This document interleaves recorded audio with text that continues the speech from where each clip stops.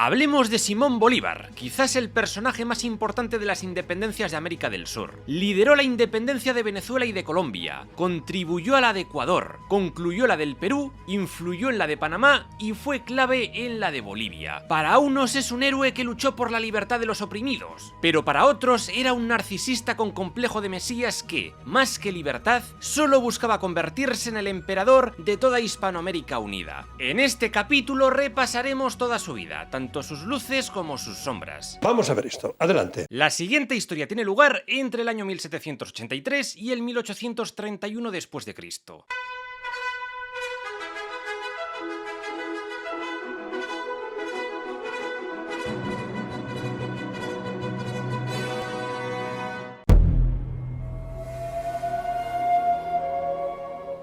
Simón Bolívar nació en Caracas en 1783, en el seno de una familia rica criolla, de las más ricas de Venezuela, que poseía plantaciones de cacao y de azúcar. A este grupo criollo se le conocía como mantuano, o grandes cacaos. Parece ser que su padre reclamaba un marquesado desde hacía tiempo a los Borbones, pero nunca se lo dieron, lo que causó cierto resquemor. Los padres de Bolívar murieron cuando él era un niño, pero el chaval tuvo una infancia relativamente feliz. Estudió en lo que hoy es la Casa de las Primeras Letras, con profesores como Andrés Bello o Simón Rodríguez. Y luego, a los 16 años, Simón fue enviado a estudiar a España, viviendo con su tío Esteban Palacios. Allí, en Madrid, se casó con María Teresa del Toro, proveniente de la familia de los marqueses del Toro, que eran bastante ricos. Parece ser que Bolívar conoció al infante Fernando, el futuro rey Fernando VII. Se cuenta que ambos jugaron un partido de volante y Bolívar le pegó un pelotazo a Fernando, y tuvieron una pequeña bronca, pero luego hicieron las paces. Por esa época ocurrió el primer intento de independencia en Venezuela, la conspiración de Gual y España, en la que el capitán de infantería Manuel Gual y José María España conspiraron contra el gobierno virreinal en 1797. El golpe fracasó y el primero escapó y el segundo acabó ejecutado. Tras pasar unos 3 años en España, en junio de 1802, Simón decidió volverse a Venezuela y llevarse a su esposa con él. Los dos vivieron primero en la Casa del Vínculo y del Retorno, en Caracas, y después en el Ingenio Bolívar, en San Mateo, su hacienda familiar y factoría de azúcar. Sin embargo, en 1803, poco después de llegar, la pobre muchacha murió de fiebre amarilla. El tipo se deprimió bastante y juró no volver a casarse, y para mitigar su dolor decidió irse de viaje. Volvió a España y luego acabó en Francia, donde fue testigo de la coronación de Napoleón Bonaparte en 1804. Durante su época en Francia se reencontró con Simón Rodríguez, un antiguo profesor de su escuela en Caracas. Este fue quien le dio a conocer ideas liberales, sobre todo relacionadas con la Revolución Francesa. Aquí fue cuando Bolívar empezó a tener la idea de liberar América del dominio español. Los dos Simones viajaron por Italia y se cuenta que en Roma, Bolívar hizo su juramento del Monte Sacro, en la que se comprometió a liberar Venezuela. Así Bolívar regresó a su hogar en 1806. Como ya conté, justo unos meses antes, un ilustrado caraqueño llamado Francisco de Miranda, antiguo oficial del ejército español en Cuba, había intentado invadir en 2 ocasiones la ciudad de Caracas con tropas inglesas. Ambas intentonas fracasaron. Este Francisco de Miranda había fundado logias de rollo masónico en Londres y en Cádiz, para conspirar y lograr la independencia de América, idea que le obsesionaba. De hecho, él soñaba con unir toda Hispanoamérica en una sola república llamada Colombia, que luego derivaría en la Gran Colombia, de la que luego hablaré. Todo este cabreo con España vendría porque su padre era canario, y en Canarias hubo una importante comunidad judía y se sospechó un tiempo que él era judío, y no le dejaban ascender socialmente. El caso es que pronto Miranda y Bolívar acabarían conociéndose y haciéndose colegas. Y seguiremos siendo súper buenos amigos toda la vida, seguro. En 1808, Napo invadió España, obligó al rey Carlos IV y a su hijo Fernando VII a abdicar y puso en el trono español a su hermano José Bonaparte. España se convirtió en un caos y comenzó una guerra para echar a los franceses, mientras se formaban juntas de gobierno por todo el territorio. De ese año 1808 destaca la conjuración de los mantuanos en Caracas, en la cual los mantuanos, el grupo más poderoso de Venezuela, la élite criolla, intentó constituir una junta de gobierno autónoma que gobernase el lugar a raíz de la invasión napoleónica de España. Aquí no se hablaba de independencia, sino de autonomía, pero igual daba. El capitán general de Venezuela, Juan de Casas, les arrestó a todos, aunque fue depuesto poco después por haberse ganado el odio de las élites criollas. Bolívar aprovechó la situación de descontrol para comenzar su actividad en pro de la independencia. En resumen, esta conjura fracasó, pero el triunfo de los autonomistas llegó con la revolución del 19 de abril de 1810. Aquí, el nuevo capitán general, Vicente Emparan, fue obligado a renunciar a su cargo por considerarle afrancesado, pues supuestamente había reconocido a José Bonaparte como rey. Estos rebeldes lograron hacerse con el poder venezolano y constituyeron la Junta Suprema de Caracas. Esta junta, presidida por Francisco Rodríguez del Toro, mejor conocido como el Marqués del Toro, siguió siendo fiel al rey Fernando VII. Este, por cierto, era tío de la difunta esposa de Bolívar, y entre ellos hubo bastante amistad. Las primeras medidas de Del Toro fueron libertad de comercio y bajada del impuesto de la alcabala, que eran las grandes reclamaciones de los criollos de la zona, así como el acceso a puestos de poder. Ahora la tarea de la Junta fue convocar el primer Congreso Constituyente de Venezuela, o Congreso Nacional, que fue creado en marzo de 1811. Allí se eligieron 43 diputados que decidirían el futuro del territorio. En estas elecciones solo podrían votar varones y ser elegidos solo propietarios ricos. La mierda. Pronto estos congresistas lograron una alianza con los ingleses y se envió una delegación a Londres. Uno de estos delegados fue Simón Bolívar. Allí Simón conoció a Francisco de Miranda, quien estaba exiliado de Venezuela por su anterior intento de invasión. Como ya conté, a Miranda se le atribuye haber creado la logia Gran Reunión Americana en Londres, hacia 1798, también conocida como la Logia de los Caballeros Racionales, que estaba inspirada en las logias masonas británicas. Por ello, existen teorías de que Simón Bolívar se metió en la masonería respaldado por Miranda con el objetivo de conspirar contra la monarquía hispánica con apoyo inglés. Y es que, como recordaréis, el Imperio Británico quería vengarse de España por haber ayudado a los colonos americanos a independizar los Estados Unidos. Aunque otros dicen que el primer contacto de Bolívar con la masonería fue en París, hacia 1804. La masonería francesa, relacionada con los revolucionarios franceses, también parece que buscaba desalojar a los Borbones de América para extender sus dogmas liberales. ¡Viva la libertad, carajo! Aparte, el abogado y periodista venezolano Juan Germán Roscio fundó la Sociedad Patriótica, una asociación para promover la independencia de Venezuela de España. Esto lo hacían fundamentalmente gracias a un periódico, El Patriota Revolucionario. A su vuelta a Caracas, un joven Simón Bolívar se unió a este grupo, así como Miranda, que tuvo permiso de la Junta de Venezuela para poder regresar a Caracas. En el Congreso, la idea de la independencia fue ganando partidarios, y el 5 de julio de 1811 se votó y se declaró oficialmente la independencia de Venezuela, y así nació la Primera República de Venezuela, o Provincias Unidas de Venezuela, y se redactó una constitución ese mismo año, así como la creación de una bandera, diseño de Francisco Miranda. Esta primera república tendría un sistema federal, se abolían los privilegios hereditarios y se prohibía el tráfico de esclavos, pero no la esclavitud.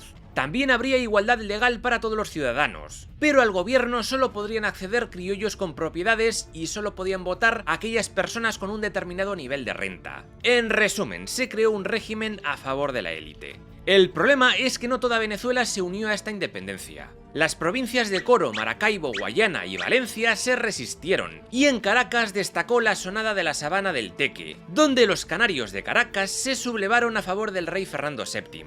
Sin embargo, esta rebelión fue rápidamente aplastada. Pardos, mulatos y negros conservaban un fuerte apoyo a la monarquía, ya que ésta, con el tiempo, había ido mejorando su situación, como abriéndoles camino en la carrera militar o en profesiones y educación superior. En cambio, veían que esta república les quería tener bastante controlados por miedo a una revolución al estilo haitiano, pues eran la mayoría de la población. Y es que los patriotas intuían que podrían ser un peligro potencial para el nuevo régimen. Tengo miedo. Por otro lado, Francisco de Miranda fue nombrado comandante en jefe del ejército de la República y entró a saco en Valencia para tomar la ciudad y someter a los rebeldes realistas, apoyados por Pardos, y la represión fue muy sangrienta. Bolívar también participó dirigiendo un ataque contra un puesto fortificado, su primer combate como militar, y pronto alcanzó el rango de coronel y jefe militar de Puerto Cabello. Allí está el castillo de San Felipe, un bastión compuesto por un puerto, un arsenal y la prisión, donde encerraron a la gran mayoría de realistas presos. Eso sí, los presos sobornaron a un oficial y escaparon todos y retomaron la ciudad.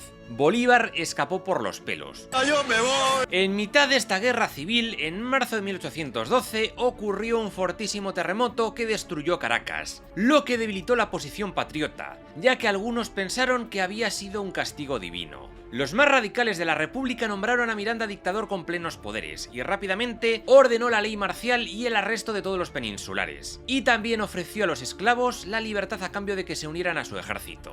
De todas formas, pronto Francisco de Miranda acabó derrotado ante las tropas realistas de Domingo Monteverde, al que se le habían unido tropas de mestizos, negros y mulatos, los auténticos enemigos de los criollos. Destaca Reyes Vargas, apodado el Indio, aunque realmente era mestizo, quien se sublevó contra la República y unió su contingente campesino a Monteverde. A cambio de entregar las armas, las vidas de los patriotas fueron respetadas y muchos optaron por rendirse. Entre la caída de Puerto Cabello, la rebelión de esclavos de Barlovento y el avance realista, el Congreso ordenó a Miranda firmar la rendición. Esa fue la capitulación de San Mateo, de julio de 1812. Con esto acabó la Primera República de Venezuela, y Monteverde restituyó la Capitanía General. Miranda iba a volver a huir con los ingleses, pero fue traicionado por Bolívar. Mientras dormía en un sitio seguro, el Libertador se metió en su cuarto y le quitó las armas. Luego le despertó con violencia y le engrilletó, y se lo entregó a Monteverde a cambio de un salvoconducto para exiliarse al extranjero. Así Miranda pasó preso el resto de sus días, y Bolívar tuvo permiso para huir del país. ¡Raca, puñalada! Bolívar se fue a vivir a la isla de Curazao, ocupada en aquel entonces por los ingleses, y luego acabó en Cartagena de Indias. En este lugar, Bolívar escribió su manifiesto de Cartagena, donde trazó su plan para la independencia. Allí, en lo que hoy es Colombia, había varias juntas independentistas peleándose entre sí en una guerra civil entre federalistas y centralistas, algo que ya conté en un capítulo anterior. Camilo Torres controlaba el norte con su Confederación de las Provincias Unidas de Nueva Granada, y luego estaba Antonio Nariño al sur, en la zona de Cundinamarca, mientras que el bando realista luchaba contra estos dos, controlando algunas zonas desperdigadas. Esto es lo que se llamó la Patria Boba. El caso es que Bolívar conoció a Camilo Torres, y este se convirtió en su mayor valedor. Bolívar se unió al ejército patriota y luchó contra los realistas en las orillas del río Magdalena. Logró liberar varias poblaciones y comenzó a ganar bastante fama. Destaca la batalla de Cúcuta de 1813, donde derrotó a los españoles en la frontera con Venezuela. En este punto de la historia, Bolívar adoptó el modelo haitiano de revolución, la guerra a muerte, es decir, el exterminio de toda oposición, sin hacer prisioneros. Esto se ve en su decreto de guerra a muerte, donde declaraba que todos los peninsulares y canarios que encontraran a su paso serían ejecutados sin excepción, ya fueran militares o civiles o incluso niños, por mucho que dijesen que eran neutrales. La idea era que Venezuela no volviera a ser recuperada por el bando realista, y también la idea era causar temor a cualquiera que fuera en contra de la revolución. Esto Bolívar lo justificaba porque Monteverde cometió abusos durante la guerra civil, como ejecuciones y confiscaciones de propiedades, algo que dijo que no iba a hacer en las capitulaciones de San Mateo. Y luego está lo que más jodió a Bolívar, que le expropiaran sus haciendas. Pero vamos, Monteverde no hizo nada comparado con esta guerra a muerte, que fue 1000 veces más salvaje. Fue una guerra de exterminio total. Se ha vuelto loco. En febrero de 1813 comenzó la campaña Admirable, liderada por Bolívar y con la ayuda de las Provincias Unidas de Nueva Granada. Desde Cúcuta avanzó por los Andes venezolanos con la intención de liberar Venezuela otra vez de los realistas, liderados por Monteverde. Poco a poco cayeron Mérida, Trujillo, San Carlos. La batalla de los Tahuanes significó la rendición de sus enemigos y Bolívar logró tomar Valencia, y más tarde entró triunfalmente en Caracas. Gracias a esta campaña se le concedió el título del Libertador. Eso sí, en su línea de guerra total, Simón Bolívar ordenó fusilar a casi 900 prisioneros del bando realista que tenían en las cárceles, y también en el Hospital de La Guaira ordenó que remataran a tiros o decapitaran a machetazos a cerca de 1000 enfermos que estaban impedidos en sus camas. Tras la toma de Caracas por parte de Bolívar, el 7 de agosto de 1813 nació la Segunda República de Venezuela, la cual solo duraría un año.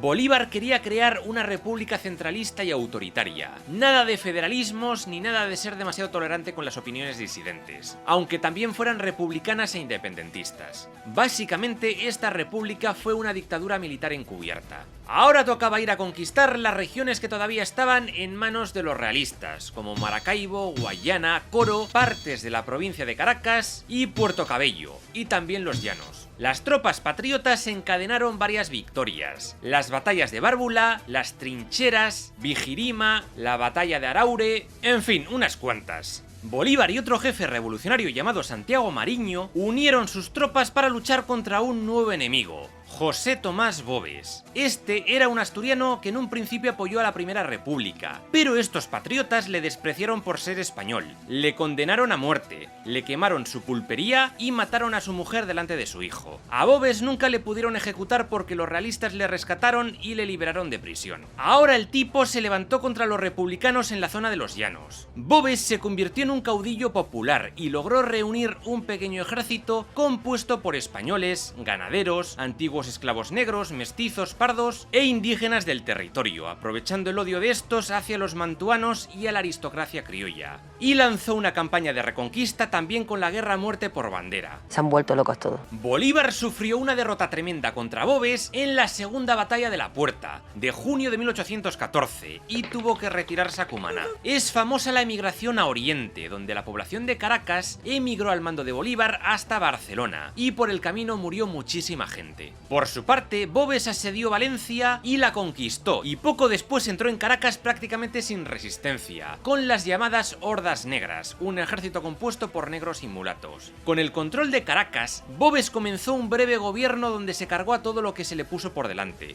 Venezuela quedó así sumida en una sangrienta guerra civil. De todas formas, Boves fue derrotado en Boca Chica y murió en la batalla de Urica, aunque sus llaneros siguieron luchando durante los siguientes años al mando de Francisco Tomás Morales. Con esta situación de caos y destrucción, para finales de 1814, los realistas volvieron a hacerse con el control del país. Tras la quinta batalla de Maturín, el bando realista hizo caer la Segunda República de Venezuela el 11 de diciembre de 1814. ¡Otra y otra! Tras esta caída de la República se dio la emigración a Occidente, en la que el general patriota Rafael de Urdaneta se refugió en las Provincias Unidas de Nueva Granada junto con gran parte de los rebeldes. Mientras tanto, en 1813, un criollo nacido en La Habana, Francisco José Montalvo y Ambulodi, acabó como virrey del virreinato de Nueva Granada. Bueno, primero fue nombrado jefe político superior y luego ya virrey, pero es parecido. Durante el primer año de su gobierno defendió a los realistas de Santa Marta de los rebeldes de Cartagena, quienes querían apoderarse de la ciudad, y estaban liderados por el mercenario francés Pierre Labatut.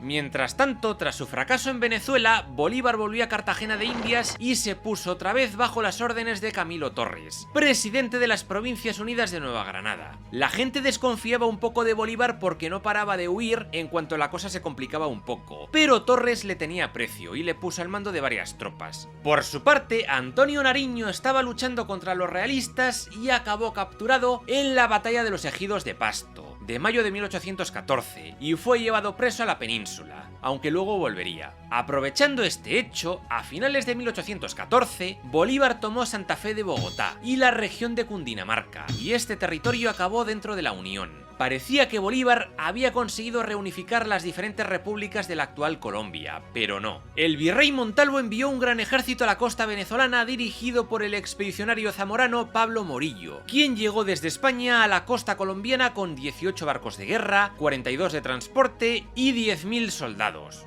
Desde allí se dirigió a Cartagena de Indias con el objetivo de pacificar toda Nueva Granada, de ahí que le apodasen el Pacificador. Tras unas cuantas batallas, a finales de 1815, Morillo logró recuperar Cartagena tras un potente asedio, y luego ejecutó a los cabecillas. Entonces Morillo dejó Cartagena al mando del virrey Montalvo, mientras él continuaba con la conquista de la actual Colombia. Los realistas rápidamente tomaron Cundinamarca y avanzaron hacia Bogotá, la cual también reconquistaron. Los generales realistas Juan de Sámano y Toribio Montes obtuvieron una decisiva victoria sobre los rebeldes Liborio Mejía y Carlos de Montúfar en la batalla de la Cuchilla del Tambo, que supuso la desaparición definitiva de las Provincias Unidas de Nueva Granada en junio de 1816. Con esto, el bando realista volvía a controlar Nueva Granada. A Juan de Sámano se le entregó el control de la ciudad de Bogotá y se crearon tribunales para juzgar a los rebeldes, algunos de los cuales fueron ejecutados, como Camilo Torres, Jorge Tadeo, Francisco José de Caldas, etc. Uno de los que logró escapar a los llanos fue Francisco de Paula Santander, quien más tarde sería presidente de la República. Ups, spoiler. ¿Y qué pasó con Simón Bolívar?, os preguntaréis. Pues Bolívar hizo lo que mejor se le daba: salir de allí cagando leches para pedir ayuda a los ingleses. Así pues, en 1815, el fugado Simón Bolívar acabó refugiado en Jamaica, acompañado por sus amigos ingleses. Uno de ellos era Gregor MacGregor, un timador con una historia muy loca. Pero bueno, en Jamaica, Bolívar mantuvo de nuevo negociaciones con los británicos. Fue durante esta estancia en la que ideó la conformación de un país llamado Colombia, que integraría toda América del Sur, cuyo nombre derivaría del descubridor de aquellas tierras, Cristóbal Colón. Como comenté, realmente esta idea fue cosa de Francisco de Miranda y Bolívar simplemente decidió retomarla. ¡Es una copia! ¡Una burda copia! El caso es que un día, un criado negro intentó asesinarle mientras dormía. Parece que el tipo estaba comprado por los españoles, pero no se sabe bien. El caso es que el asesino se confundió y apuñaló a un amigo de Bolívar. Sintiéndose inseguro, Bolívar decidió mudarse a Haití, que en aquellos años era una república independiente de Francia. Allí, el presidente y general Alexandre Pétion le ayudó a organizar una expedición militar para recuperar Venezuela, siempre y cuando liberase a los esclavos negros. Para ello, Bolívar contó con una flota propiedad del rico comerciante Luis Brión y con soldados venezolanos exiliados. Esa fue la expedición de los Cayos, compuesta por más de 1000 hombres. En marzo de 1816, Bolívar desembarcó en la isla Margarita,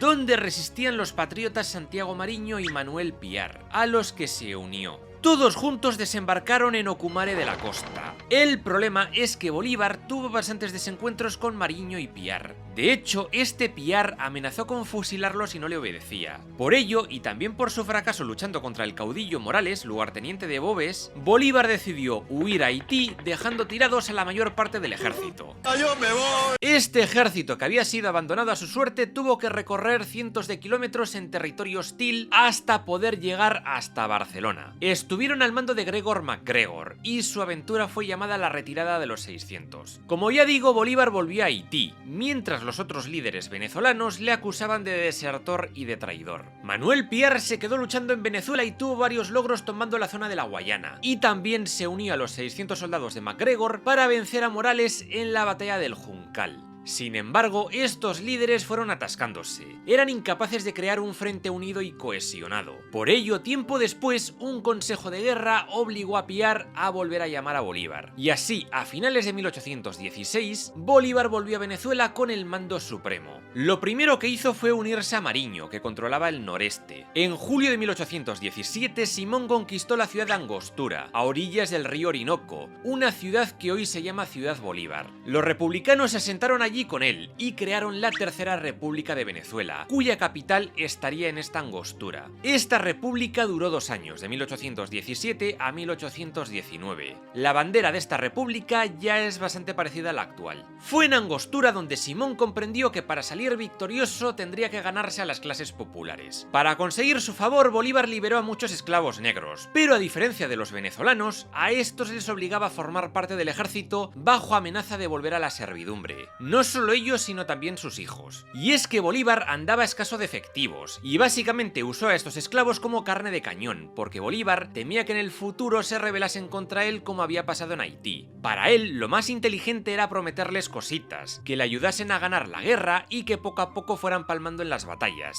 reduciendo considerablemente su número. También parece que la abolición de la esclavitud era algo fomentado por el Imperio Británico, porque decían que liberar la mano de obra y convertirla en proletariado era mucho más económico que la esclavitud, ya que eran más baratos de mantener. No había que darles alojamiento, ni darles de comer, ni mantenerles de por vida, etc. Uno de los objetivos de los británicos era expandir el capitalismo industrial y financiero, y en este aspecto Simón Bolívar iba a tope. Capitalismo, ahorro y trabajo duro, no hay otra cosa. Eso sí, Mariño no estaba del todo de acuerdo con esta república, y se fue a la población de Cariaco a crear su propia asamblea con un aire más federalista. Esto Bolívar no lo podía permitir, así que primero decidió someter a su gran aliado enemigo, Piar. Lo acusó de traidor y ordenó que lo fusilaran en octubre de 1817. Realmente, como Piar era mulato, tenía miedo de que fomentara una revolución de negros. Tras esto, Mariño se doblegó ante Bolívar. Ahora, sin obstáculos internos, Simón se hizo con el máximo poder de las fuerzas independentistas de Venezuela. En esta sala,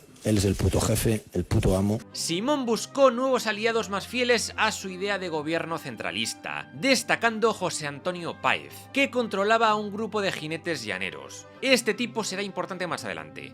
Y también llegó el colombiano Francisco de Paula Santander con unos 1000 hombres. Aparte, Bolívar se hizo amigo de un militar de Cumaná llamado Antonio José de Sucre, que iría ganando cada vez más importancia. Finalmente, a la zona llegaron tropas inglesas, la llamada Legión Británica, que estuvo bajo el mando de James Rooke. Aparte de tropas británicas, Simón pidió créditos a los ingleses, dineritos frescos, que luego será parte de lo que se llama la deuda externa, que luego comentaré. ¡Toma mi dinero! ¡Tómalo! A lo largo de 1817, este ejército popular se entrenó en Angostura, esperando dar un golpe devastador a los realistas en la llamada Campaña del Centro. Sin embargo, este golpe no fue tan devastador. Bolívar tuvo una victoria en la batalla de Calabozo, pero pronto, tratando de tomar Caracas, empezó a encadenar derrota tras derrota. En la tercera batalla de la Puerta, de 1818, el general Pablo Morillo logró una gran victoria sobre Bolívar y Páez. Bolívar se tuvo que retirar y replantearse las cosas. En febrero de 1819, Simón instaló en Angostura el Supremo Congreso de la República, o Congreso de Angostura. Aquí se fundó la República de la Gran Colombia, el proyecto republicano para unir gran parte de Sudamérica en un único estado. Bolívar sería el presidente, por supuesto, y el científico y periodista Francisco Antonio Zea fue nombrado vicepresidente. Simón no quería una monarquía, pero su idea era crear un parlamento semejante al de Gran Bretaña, con una Cámara de Diputados electa y un Senado hereditario. También quería un jefe del Ejecutivo fuerte y con poder centralizado, y que el Legislativo no le pusiera muchas trabas. Con gran parte de Venezuela en su poder, pronto el Libertador comenzó su campaña libertadora de Nueva Granada, lo que viene a ser Colombia, todavía bajo el control del último virrey de este virreinato, Juan de Sámano. Este virrey es famoso por fundar la Academia de Medicina de Bogotá, pero no le dio tiempo a hacer mucho más, porque Simón Bolívar le iba a conquistar.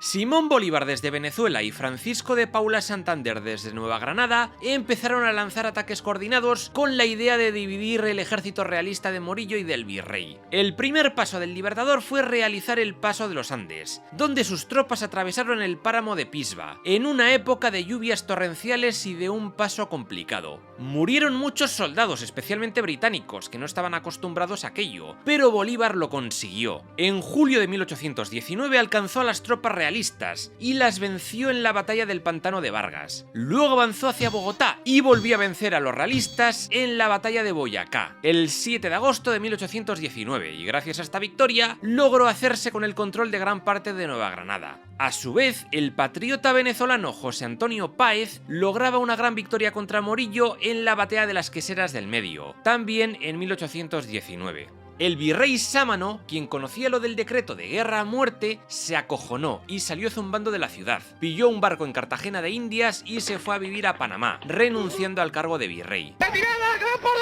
La victoria en Boyacá dejó vía libre a Bolívar para entrar a fuego en Santa Fe de Bogotá, a finales de 1819. Él y sus tropas saquearon la ciudad, especialmente se cebaron con el rico barrio de Santa Bárbara, y destruyeron el observatorio astronómico. También sus tropas masacraron a muchos hombres de origen español peninsular y canario, así como otros que se encontraban a su paso, y se cuenta que Bolívar permitió violar a mujeres durante 48 horas. Los sacerdotes le amenazaron con excomulgarle, y Bolívar tuvo que recular en todo aquello de la guerra a muerte. Amén. En 1820 ocurrió el golpe del general Riego en España, y con ello Fernando VII fue obligado a jurar la Constitución Liberal de Cádiz, y con ello comenzó el Trienio Liberal, donde España tuvo un gobierno liberal que buscaba la paz con América. Con esto se ordenó que Morillo lograra la paz con Bolívar, y ambos firmaron un armisticio temporal, y hasta se dieron un abrazo. Se habla de un plan secreto de Bolívar para intentar salvar el culo si la cosa se ponía muy fea. Ese fue el proyecto de un imperio democrático español. Resulta que tras lo de Riego, Simón envió a Londres a Francisco Antonio Zea para que le entregase una carta al embajador español de Inglaterra. La idea era crear un proyecto de reconciliación hispánica. Si Fernando VII reconocía las repúblicas independizadas, se confederarían con la península de nuevo, creando así un imperio democrático español. Sin embargo, parece que el rey no aceptó esto. ¿Pero qué locura es esta? En cuanto Morillo se volvió a España pensando que todo iba a solucionarse pronto, Bolívar rompió la tregua y se lanzó al ataque. La guerra se reanudaba. Mientras tanto, en el Congreso Constituyente de 1821 se creó la Constitución de 1821, o Constitución de Cúcuta, y se oficializó la creación de la República de Colombia, mejor conocida como la Gran Colombia, que unió las actuales Venezuela y Colombia. Simón Bolívar fue nombrado presidente de esta república, mientras que Francisco de Paula Santander fue el vicepresidente. También podríamos destacar a Antonio Nariño, que en 1820 fue liberado de prisión y volvió a Colombia para reincorporarse a la política, convirtiéndose en uno de los artífices de este congreso. A su vez, la última resistencia realista caía en Venezuela, sobre todo tras la batalla de Carabobo de 1821 y la batalla naval del lago de Maracaibo de 1823, donde la flota española acabó destruida. Ambas batallas ocurrieron durante la campaña de Occidente. Puerto Cabello, el último bastión realista en Venezuela, se rindió en noviembre de 1823. Con esto, Bolívar ya pasó a controlar toda Colombia y toda Venezuela. Bueno.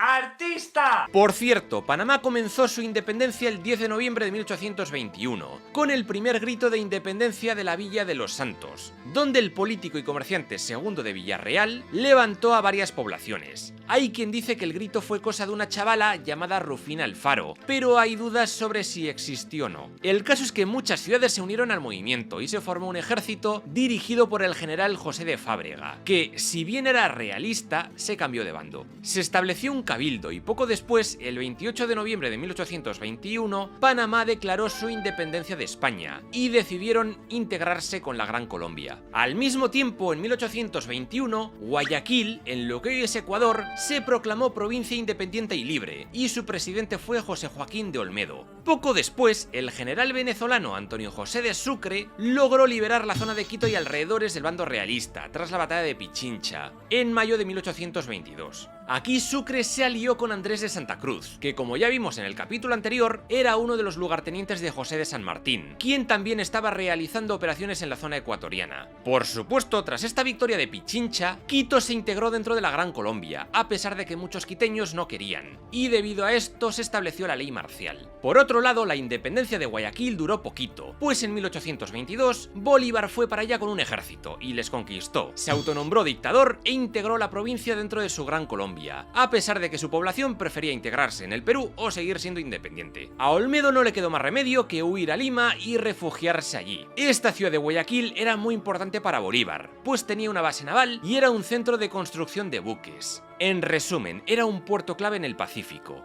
Finalmente, entre 1822 y 1824, Bolívar y Sucre llevaron a cabo la campaña de Pasto, una zona entre Colombia y Ecuador, donde combatieron a pastusos y patianos, quienes apoyaban al bando realista. De aquí destaca el líder mestizo Juan Agustín Agualongo, que durante años combatió contra las fuerzas de Bolívar, destacando la batalla de Ibarra de 1823. En esta sangrienta batalla, Simón solo tuvo 13 muertos, mientras que aniquiló a los vencidos, incluso después de haberse rendido, dejando unos 700 muertos. También ocurrió el hecho de la Navidad Negra de 1822, donde Sucre tenía órdenes directas de Bolívar de arremeter contra la población civil de la zona pastusa sin consideración alguna, y fue una masacre total. Con su victoria consolidada por todo el norte sudamericano, Simón Bolívar puso sus ojitos más al sur. Su siguiente objetivo iba a ser conquistar Perú, que en aquel tiempo ya era independiente, aunque seguía en guerra contra los realistas, que resistían en varias zonas. En este contexto tuvo lugar la entrevista de Guayaquil de 1822, donde San Martín y Bolívar hablaron sobre cómo finalizar las guerras de independencia hispanoamericanas. Parece que los dos líderes tuvieron ciertos desencuentros y San Martín acabó decidiendo retirarse. Estaba enfermo, cansado, había perdido muchísimo apoyo en el Perú, muchas de sus tropas habían desertado y él ya solo quería volver con su familia y pirarse a vivir a Europa. Ahora iba a dejar todo el protagonismo a Bolívar, para que completara la conquista del Perú y de Bolivia. Por cierto, en un baile celebrado en Guayaquil, Bolívar conoció a Manuela Sáenz, una rica muchacha quiteña que se convirtió en su amante y en su compañera de batallitas durante el resto de su vida. En resumen, en este punto de la historia comienza la última fase de la guerra de independencia del Perú, la de la corriente libertadora del norte, protagonizada por Simón Bolívar. El 1 de septiembre de 1823, Bolívar llegó al Callao con la misión de consolidar la independencia del Perú y para ello, el Congreso, presidido por José Bernardo de Tagle, le otorgó la autoridad suprema sobre toda la República del Perú. Tras esto, echó a los realistas que quedaban en Lima, quienes huyeron hacia Cuzco.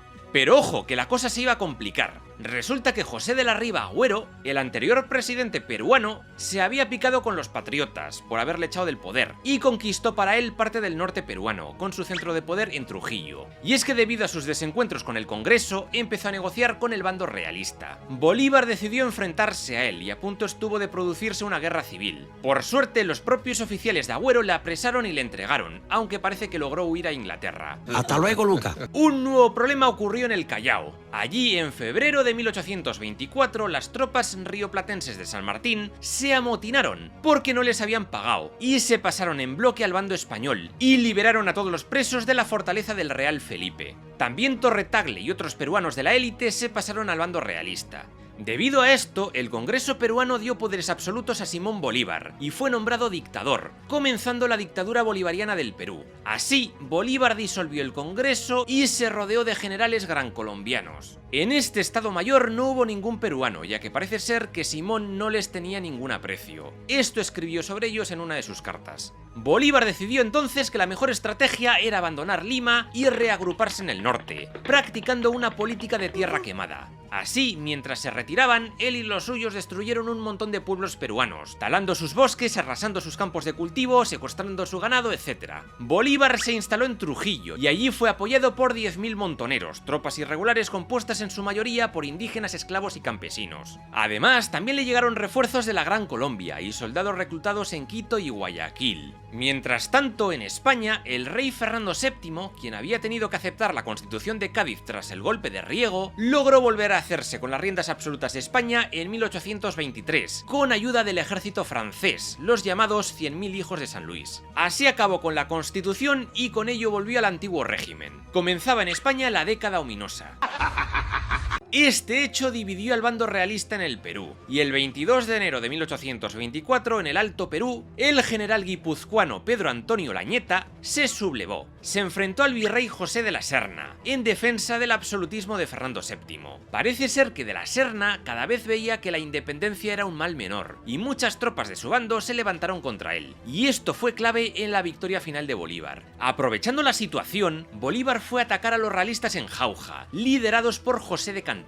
Ambos se enfrentaron en la batalla de Junín, de agosto de 1824. Todo apuntaba a una derrota de Bolívar, pero el escuadrón húsares del Perú recibió la orden de atacar por la espalda a los realistas y gracias a ello lograron una gran victoria totalmente inesperada. Una cosa graciosa de la batalla esta es que Bolívar ya estaba huyendo cuando fueron a informarle de la victoria. Le dijeron: «Oye Bolívar, no huyas, que hemos ganado». Y Simón se alegró mazo. Pero claro, el tío tenía fama de huir de las batallas a la mínima y dejar tirados a los soldados. De ahí que algunos le apodaran el Napoleón de las retiradas. Why are you running? Why are you running? La batalla final de esta guerra de independencia de Hispanoamérica fue la batalla de Ayacucho, ocurrida el 9 de diciembre de 1824. Antonio José de Sucre, el británico William Miller y varios generales peruanos como José de la Mar y colombianos como José María Córdoba se enfrentaron a las últimas fuerzas realistas dirigidas por José de la Serna y José de Canterac. Estas últimas perdieron y el Ejército Unido Libertador logró una gran victoria que puso fin a la guerra de independencia. Lima volvió a ser conquistada por los neogranadinos, lo que hizo que más de un 10% de la población abandonara la capital, por temor a represalias. Ante la derrota y captura del virrey en la batalla, la Real Audiencia de Cuzco nombró como virrey interino a Pío Tristán. Sin embargo, solo 6 días después de su juramento, decidió aceptar la capitulación de Ayacucho, firmada por el virrey de la Serna, en la que se reconocía la independencia de la República Peruana y la rendición total del bando realista. Sucre entró en Cuzco y se acabó la historia. Es famoso el abrazo entre Pío Tristán y Manuel Belgrano, que, aunque rivales por las circunstancias, eran muy amigos ya que habían estudiado juntos en Salamanca. A pesar de la rendición y de la paz, todavía quedaron algunos focos realistas, como en la fortaleza de Real Felipe del Callao, defendida por José Ramón Rodil, y también en la isla de Chiloé, defendida por Antonio Quintanilla. Ambas plazas aguantaron hasta 1826. Por cierto, en el asedio del Real Felipe murió Torre Tagle, así como muchísima gente, civiles incluso, que se habían refugiado allí. A Rodil le perdonaron y pudo volverse a España junto con las últimas tropas realistas. ¿Ya está? Venga, hasta luego. También es importante la Guerra de Iquicha, liderada por Antonio Huachaca, que duró entre 1825 y 1828, que fue una rebelión indígena y campesina que apoyaba al bando español y que luchó contra la República del Perú. Esto decía Bolívar en una carta a raíz de tantas sublevaciones que tuvo. De todas formas, en 1826 se aprobó la Constitución Vitalicia, o Constitución para la República Peruana de 1826, elaborada por Simón Bolívar. Aquí se establece un presidente vitalicio, cargo reservado para Bolívar, porque sí, su plan era unir este país a la Gran Colombia. Sin embargo, pronto estalló en el Perú un montón de protestas contra él, sobre todo por ciertas medidas poco populares, como el reclutamiento forzoso de peruanos para enviarlos a la Gran Colombia, la restitución del tributo indígena, y que llenó el gobierno de neogranadinos. También se dedicó a expropiar tierras comunales indígenas para venderlas a manos privadas, y así poder financiar sus campañas. De todas formas, también creó el Colegio Nacional de Ciencias y el Colegio de Señoritas Educandas de Cuzco, y también fundó El Peruano, su gaceta oficial. Aprobó una ley de imprenta, aunque prohibió criticar a su gobierno. Tras solo 50 días de vigencia y aprovechando la ausencia de Bolívar, el Congreso peruano abolió esta constitución. Y a tomar por el culo, a dormir. Finalmente, el general realista Pedro Antonio Lañeta se atrincheró en Bolivia y no aceptó ni la Constitución de Cádiz ni la capitulación de Ayacucho. Por ello, Sucre fue derrotarle en su campaña del Alto Perú, pero no le hizo falta una gran batalla. Olañeta fue traicionado por uno de los suyos, Carlos Medinaceli, y tras el combate o motín de Tumusla, de abril de 1825, Medinaceli le derrotó y acabó ejecutado, y el bando realista decidió rendirse. Gracias a esto, el Alto Perú, o Audiencia de Charcas, se independizó el 6 de agosto de 1825, y los criollos del lugar decidieron no pertenecer ni al Río de la Plata ni al Perú. Ahora se convertirían en un país independiente. Así nació el Estado del Alto Perú, renombrado poco después República de Bolívar, y luego República de Bolivia, llamada así en honor al Libertador. Parece que esto lo hicieron como gesto para ganarse su favor, ya que sabían que Bolívar no quería que aquel territorio fuera independiente. De hecho, Bolívar se negó a ir allí a firmar el acta de independencia en varias ocasiones. Él quería que Bolivia se sometiera al Perú, lugar del que él era dictador en aquel momento, y que luego se integrara en la Gran Colombia, pero eso jamás se aprobó. A pesar de todo, dejó al general Antonio José de Sucre como primer presidente de esta república boliviana. Por su parte, Bolívar dejó en el Perú un consejo de gobierno que se encargase de aplicar su constitución vitalicia, mientras él cogía un barco en 1826 para volver a la Gran Colombia. Sin embargo, el objetivo de unir Perú y Bolivia fracasó, y él no volvió jamás a aquellas tierras, pues se le estaba complicando la situación en el norte. Esto es el Bronx. Bolívar viajó a Panamá y allí convocó el Congreso Anfictiónico de Panamá. A este congreso asistieron representantes de la Gran Colombia, de México, de Centroamérica y del Perú. Los delegados de Bolivia y Estados Unidos no llegaron a tiempo, y Chile, Brasil y Río de la Plata pasaron del tema. Por otro lado, Paraguay no fue invitado, debido a su política aislacionista. Simón les había reunido a todos para presentar su plan de unificar toda Hispanoamérica en un solo país gobernado por él, pero nadie aceptó y fue un rotundo fracaso. En 1828 Bolívar convocó la Convención de Ocaña, en Colombia, donde intentó organizar este nuevo estado y reformar la Constitución de 1821. Hubo tres posturas diferentes que se intentaron reconciliar. El general Santander quería un gobierno federalista, Bolívar quería uno centralista, y luego había un tercer grupo con ideas bastante dispares. Las negociaciones fracasaron. Para imponer el orden y mantener la unión de la Gran Colombia, el 27 de agosto de 1828 Simón Bolívar se autoproclamó dictador. Muchos gran colombianos se opusieron a ello, pero fueron reprimidos con dureza. Una de las leyes aprobadas por Bolívar prohibió a los ciudadanos españoles contraer matrimonio en su territorio. También prohibió las obras de Jeremy Bentham en las universidades colombianas, por considerarlas nocivas, así como otros muchos autores. Y ojo, Bolívar prohibió la masonería para todo el territorio de la Gran Colombia. Y diréis, ¿por qué? ¿No se supone que era masón? Parece ser que lo fue, pero solo usó el tema de las logias para conspirar y llevar a cabo las independencias. Pero mantener las logias, que básicamente eran lugares donde la gente podía conspirar, no le interesaba en absoluto ahora que él tenía el poder. Así que había que chaparlo todo.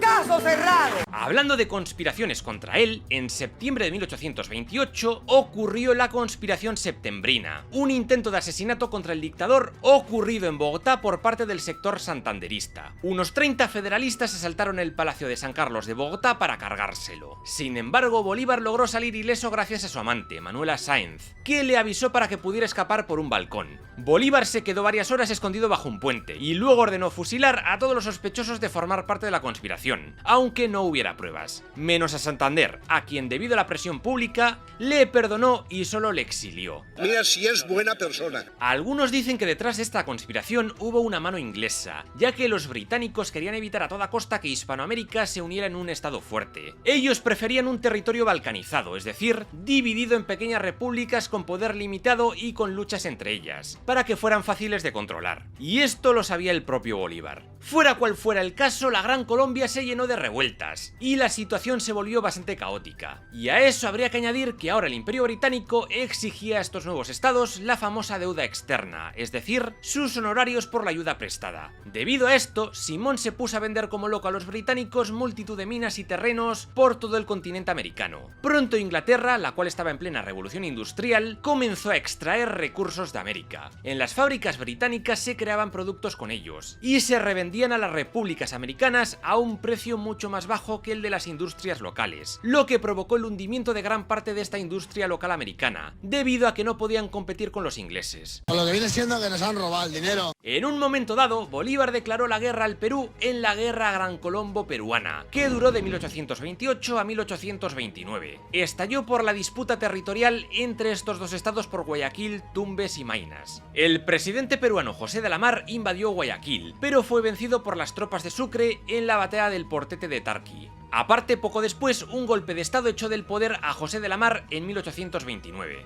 En esta época también ocurrió la intervención peruana de Bolivia, de 1828. Básicamente Perú invadió gran parte de Bolivia para forzar la retirada de Sucre y de las tropas neogranadinas debido a la escalada de conflictividad con la Gran Colombia. Sucre, al mando de Bolivia, se tuvo que enfrentar a una gran revuelta que le echó del poder ese mismo año. El 20 de enero de 1830, Bolívar convocó el Congreso Admirable, y aquí, viendo que le era imposible resolver todos los problemas que se le venían encima, decidió presentar su renuncia a la presidencia. Parece ser que el tipo se encontraba bastante enfermo, todo apunta a que tenía tuberculosis. El nuevo presidente de la Gran Colombia fue el jurista Joaquín Mosquera. Unos días después, el Congreso de Valencia, en Venezuela, decidió romper relaciones con Colombia y separarse de la Gran Colombia. Esto parece que fue cosa de José Antonio Páez, quien acabó siendo el primer presidente de esta Cuarta República de Venezuela, o Estado de Venezuela. Esta independencia ocurrió el 24 de septiembre de 1830. Por otra parte, Quito hizo lo mismo, y así se creó la República de Ecuador, o Estado del Ecuador, o dominación floreana, ya que su jefe de Estado fue Juan José Flores. Toda la zona de Cauca la perdería a manos de los neogranadinos tras la Guerra del Cauca, de 1832. Por otro lado, Sucre, el gran amigo de Bolívar, fue asesinado en junio de 1830, cuando regresaba a su residencia de Quito por las montañas de Berruecos. Dicen que la orden de su asesinato fue cosa de un político colombiano rival, pero no se sabe bien. Todas estas malas noticias afectaron profundamente al Libertador, y su salud recayó. Se cuenta que Simón Bolívar, en sus últimos años de vida, se dio cuenta de que todo por lo que había luchado había sido para nada, y llegó a la conclusión de que América era ingobernable. Solo, triste, arrepentido y desengañado, Bolívar decidió salir de América para irse a vivir a Europa, y puso rumbo hacia el puerto de Cartagena escoltado por estadounidenses. Sin embargo, Simón jamás llegó a embarcar,